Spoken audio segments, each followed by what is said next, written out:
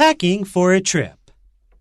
Tina and Brandon are getting ready to leave for a vacation. Are you ready to go?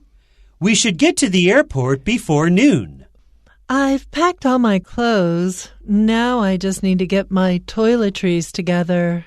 What do you mean by toiletries? Do you need to use the bathroom? No, I mean things like face wash, shampoo, and toothpaste. I also need to pack some makeup. We're going to the beach. What do you need makeup for? You really have no idea what women do. We put on special makeup for being outdoors. It protects our skin.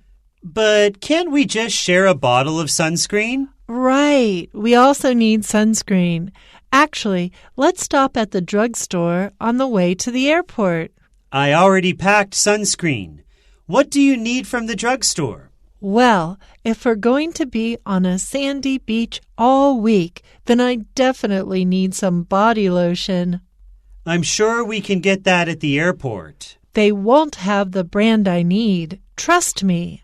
Fine. Then we should get going soon. I think I'm ready. Did you pack your deodorant? Oh, I left it upstairs. I'll go get it.